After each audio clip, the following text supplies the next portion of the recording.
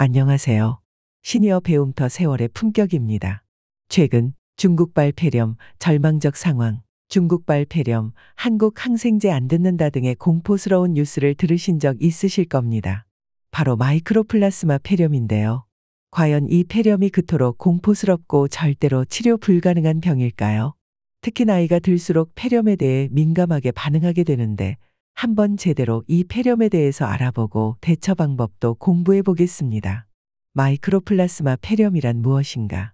마이크로플라스마 폐렴은 마이크로플라스마균에 의하여 발생하는 질환입니다. 이 균은 감기와 폐렴을 포함하여 여러 가지 질병을 일으킬 수 있는 세균인데 특히 이 균이 폐렴으로 발전되었을 때 우리는 그 폐렴을 마이크로플라스마 폐렴이라고 부릅니다. 마이크로플라스마 폐렴은 신종 질병인가? 그건 아닙니다. 여기에서부터 잘 알아두셔야 하는데요.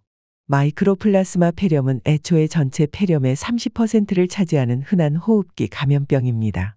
게다가 원래부터 대한민국에 존재하는 폐렴이기도 합니다. 즉 최근에 유행했던 코로나 바이러스처럼 신종 질병이 아니라 이미 존재하는 질병이기 때문에 신종 폐렴이라고 생각하시거나 코로나처럼 공포스러운 질병이라고 생각하지 않으셔도 됩니다. 뉴스가 공포를 조장하고 있지만 그건 그냥 주의하기 위해 알려주는 거라고 생각하시고 마이크로플라스마 폐렴은 본래 있던 폐렴이다라고 생각하시면 됩니다. 마이크로플라스마 폐렴의 전염성은 어느 정도인가?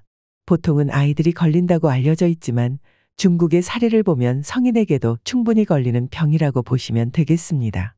이 폐렴은 보통 보균자의 기침, 호흡기 분비물, 보균자와의 직접 접촉 등의 이유로 전염되고 있습니다.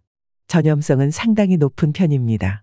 때문에 본래 있던 폐렴이지만 대유행을 하는 요즘 주의해 주셔야 합니다.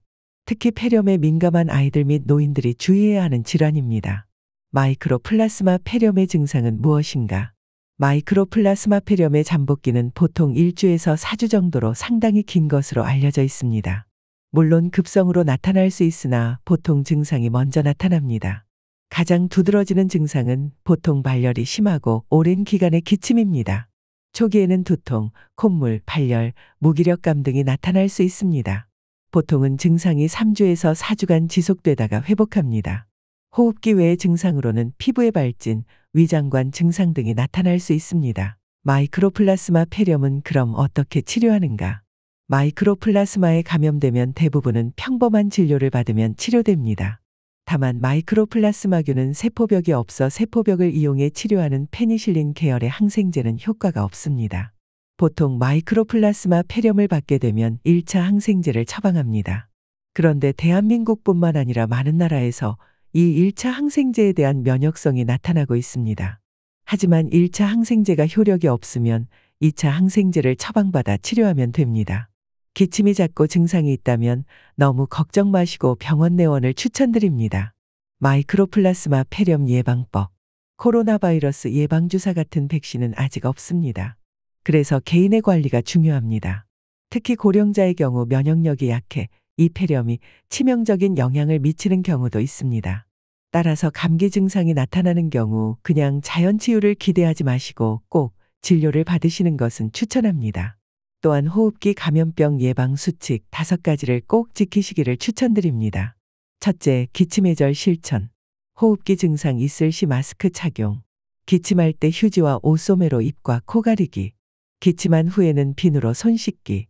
사용한 휴지나 마스크는 바로 쓰레기통에 버리기. 둘째, 올바른 손 씻기의 생활화. 흐르는 물에 비누로 30초 이상. 외출 전후, 식사 전후, 코 풀거나 기침 재채기 후, 용변 후. 셋째, 씻지 않은 손으로는 눈, 코, 입 만지지 않기. 넷째, 실내에서는 자주 환기하기. 하루에 최소 3회, 매회 10분 이상 창문 열기.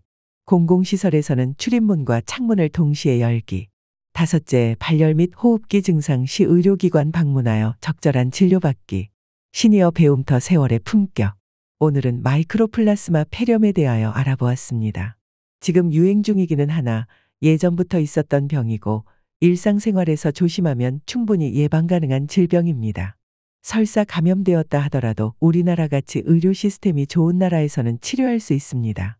뉴스에서처럼 너무 무분별한 공포감을 느낄 필요는 없을 것 같습니다. 세월의 품격 올림.